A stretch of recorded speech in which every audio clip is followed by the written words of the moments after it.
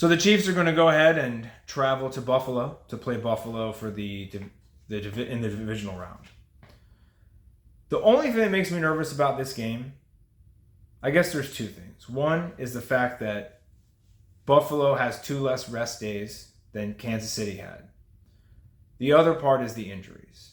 And for as much as I shit on Sean McDermott, he has done a really good job dealing with injuries and kind of having that next man up mentality. Like, I haven't seen anything like it since Belichick. I really haven't. The way that guy has just cycled players, especially on the defensive side of the ball. But losing Terrell Bernard is a huge problem, especially since Milano went out. And I haven't even seen the injury report to see if Dodson's going to be in. So the extra 2 days of rest for Kansas City and the injuries to Buffalo's defense are the only 2 things that concern me about this game. If these 2 teams met and had an equal amount of rest and all of their starters on both sides, I think Buffalo wins. I think Buffalo has the ability to go out and beat the Chiefs easily. Buffalo's poor clock management, their poor play calling, and penalties at inopportune times.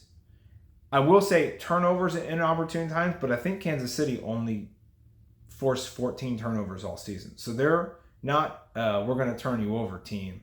They're we're going to make you run into a wall 1,000 times to score a touchdown or even get a field goal team, and that's going to be what breaks you. But the first game in Arrowhead, Buffalo should have won that by 2 scores. I know Mahomes has a little bit of a connection now with Rashee Rice, and I know that he still has Kelsey, even though Kelsey's dropping a lot more passes this year. But just because they have Mahomes doesn't mean that they're unbeatable. Brady had weapons, no matter how much you say he didn't have weapons at certain times. And I think that if Buffalo plays it smart, Buffalo can throttle Kansas City. I don't think they'll play it smart. I think their head coach is a great defensive coordinator, but I think as a head coach, he's in way over his head and he allows idiotic things to happen. Okay? The Pittsburgh game. Playing flawless football. 21-0, 2.5 minutes. 3rd down. All you got to do is run the ball.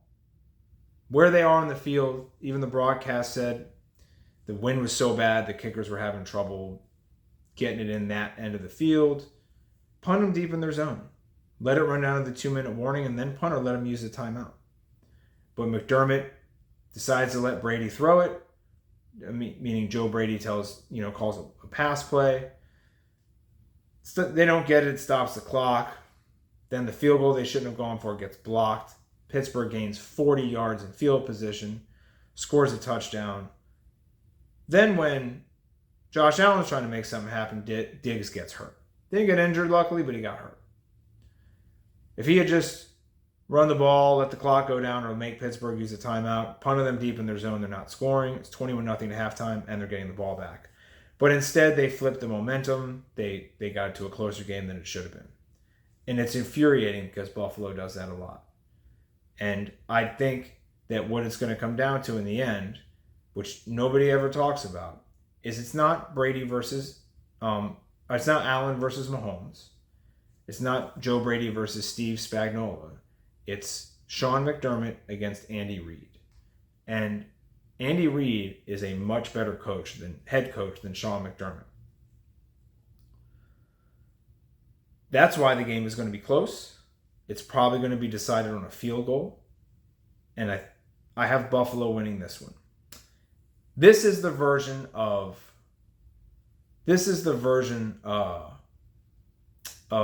Peyton Manning and Tom Brady when it seemed like Manning could never beat Brady in the playoffs. And then finally got to host a playoff game. And things started, I think it was the 2006 AFC Championship, and things were starting out horrible for the Colts. And they came back, and it was a crazy game, and they ended up winning the game and then going on and winning the Super Bowl. I think that's what's going to happen here. I think at the end, Buffalo's going to pull it off. Mahomes and Allen are 3-3. And I do think there's going to be a little bit of home cooking for Buffalo from the referees. I think the league is smart enough to know that if Mahomes beats Allen again, it's going to lose interest next year when they play in primetime.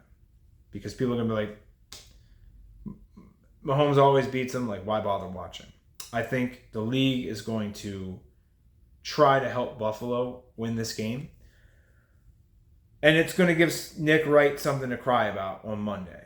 Because Nick Wright thinks the Chiefs are going to win. I don't think the Chiefs are going to win. Dallas is out of the playoffs, so I don't care if Buffalo doesn't win. But I think Buffalo takes this. And to be honest, I think Buffalo matches up very well against Baltimore in Baltimore, or if they're going to host Houston. And I think that as much as I said Buffalo wasn't going to make the playoffs, and I was right for most of the season until Jacksonville, Cincinnati, and the Chargers lost their quarterbacks, the way the seedings worked out, the way everything played out at the end, I think Buffalo's going to win this weekend, and I think they're going to win it in the AFC Championship. Got to win this one first. Got to call a smart game. I see it being a close game and Buffalo pulling it off in the end, probably with a field goal. Because the storyline around the field was, man, last time they tried a field goal at this end, it was blocked and run back or whatever. So it creates a lot of drama, creates a lot of, not animosity, but angst. But also it sets up next year. If Mahomes beats Allen, why they putting Chiefs-Bills as the Thursday night game to start the season on NBC, right? That's how it's going to go. I think Allen takes it, and I think that we ride this thing in the AFC Championship. Let me know your thoughts.